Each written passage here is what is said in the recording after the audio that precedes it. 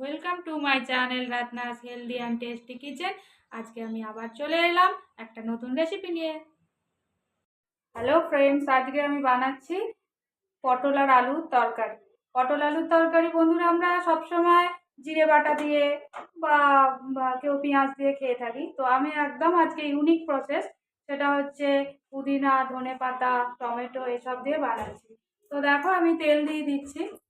কড়াই একটু তেল ছিল, পটলটা আমি ভেজে রেখেছি, আর একটু আমার তেল লাগবে, তো আমি আর একটু তেল অ্যাড করলাম।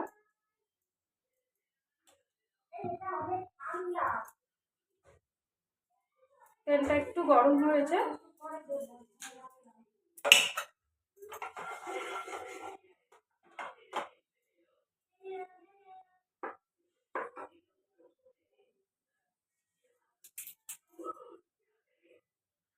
আমি তেজপাতা, শুকনো লঙ্কা দিয়ে দিলাম।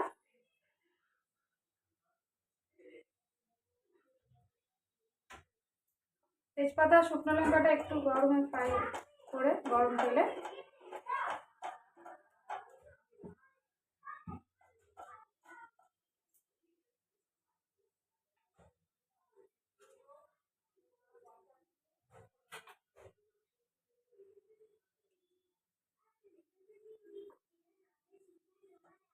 টমেটোটা একটু বেশি দিলে না, এখানে এসে আমি জানি না তোমরা কেমন কি টমেটো কতটা কে কি খাও।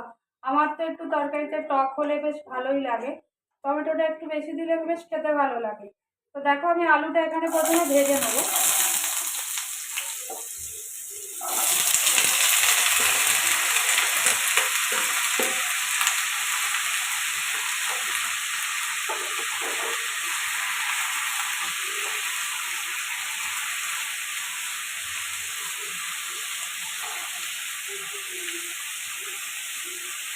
আলু ভাজার হিসাবে একটু নুন দিয়ে দেবো।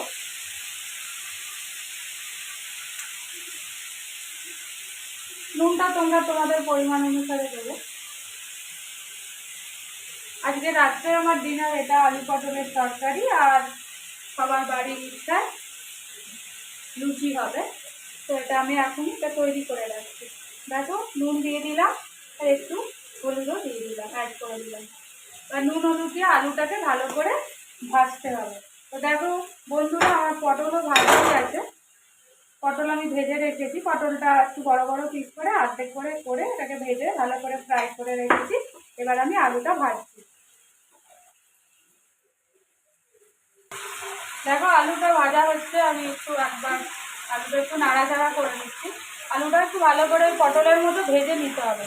জিনিসটা একটু ভালো করে না ভাজলে কাঁচা কাঁচা একটা গন্ধও ছাড়বে, আর পরে সিদ্ধ হতেও অনেকটা টাইম নেবে, তার সাথে খেতেও খুব একটা ভালো লাগবে না। তো দেখো আলুটা আর একটু ভাজবো আমি। এবার এটাকে নেড়ে চেড়ে একটু চাপা দিয়ে দেবো।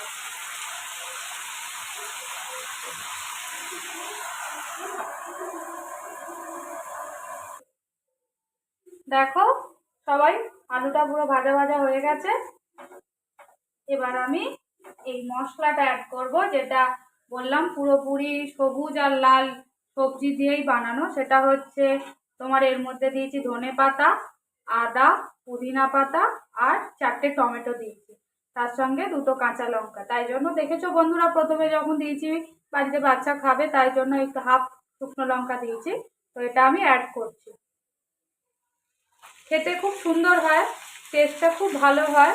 আমরা তো জিরে বাটা দিয়ে পটল খুব ভালোই ভাজি, খেতে খাই, এবং মাছের ঝালের রসা খাই, এগুলো খাই। কিন্তু এটা একদম লুচি খাওয়ার জন্য একটা নতুনত্ব রেসিপি, আর এত সুন্দর গন্ধটা এসছে। দেখো আমি একটু জাস্ট এখনো তেলে ভালো করে নাড়াচাড়াও করলাম না, বিশ্বাস করবে না গন্ধটা আমি তোমাদের তো আর মানে এখান থেকে বলে বোঝাতে পারবো না। এত সুন্দর একটা দারুণ সেন্ট দিল যেই না আমি এটা দিলাম তেলের মধ্যে। তা তোমরা তবুও আমার কথায় না, তোমরা একবার ট্রাই করে দেখো কিরকম হচ্ছে। তো এটা একটু ভালো করে কষাতে হবে, যতক্ষণ না এটা একটা কাঁচা গন্ধটা যাবে। পটলটা আমি এক্ষুনি দিচ্ছি না, কারণ পটলটা তো অলরেডি ভাজা আর ছোট ছোট করে কাটা। আলুটা আগে কষানোর জন্য দিচ্ছি। আচ্ছা, এর সঙ্গে আমি দেবো নুন আর হলুদ একটু অ্যাড করে দেবো।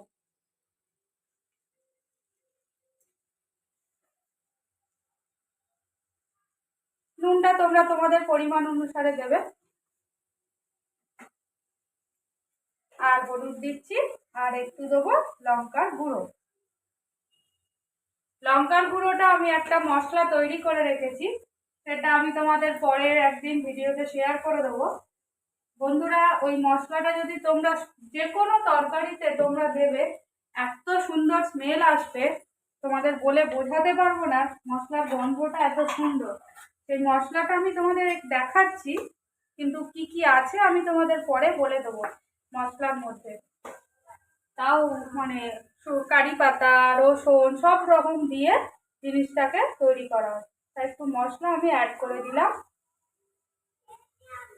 আর তার সঙ্গে এটা শুকনো লঙ্কা বা গুঁড়ো লঙ্কা।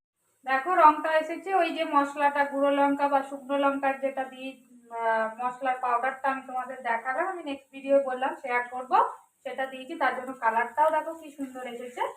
চলো, আমার এটা মোটামুটি মশলাটা কষানো হয়েই গেছে। এবার আমি পটলটা অ্যাড করে দেবো। পটলটা অ্যাড করে দিয়ে পটলটা একসাথে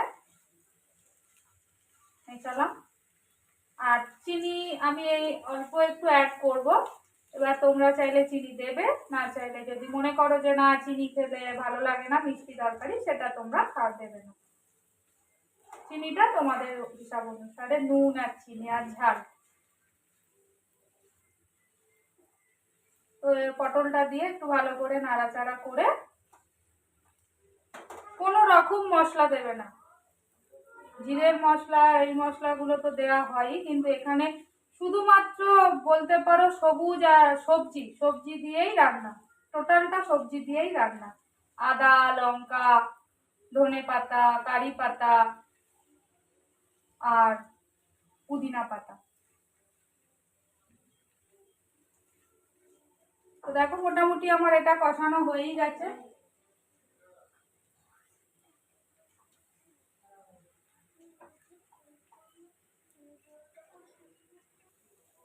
দেখো মশলাটা পুরো পটল আর আলুর সঙ্গে পুরো কষে গেছে। এবারে আমি সামান্য একটু জল দেবো। আলুটা একটু তো বয়েল করতে হবে, কারণ আলু তো পুরোপুরি সিদ্ধ হয় না। তাই একটু জল অ্যাড করে আমি এটাকে চাপা দিয়ে কিছুক্ষণের জন্য ফুটতে দেবো।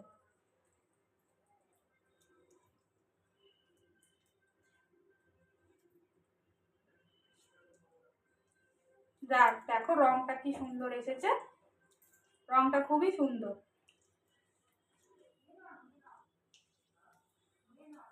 এই বেশি জল দিলে এটা, যেহেতু লুচির সঙ্গে খাওয়া, লুচি রুটির সঙ্গে একটু গ্রেভি অল্প একটু হলেই হবে, মাখা মাখাই ভালো লাগে। এবার কেউ যদি মনে করো যে আমি ভাতের সঙ্গে খাবো, তার জন্য তাহলে তোমরা একটু জলটা একটু বেশি অ্যাড করবে। কিন্তু এটা ন্যাচারালি একটু কষা কষা খেতেই, মাখা মাখা খেতেই ভালো লাগে। চলো তাহলে আমি এটা একটুখানি হোক, তারপরে তারপরে দেখাচ্ছি।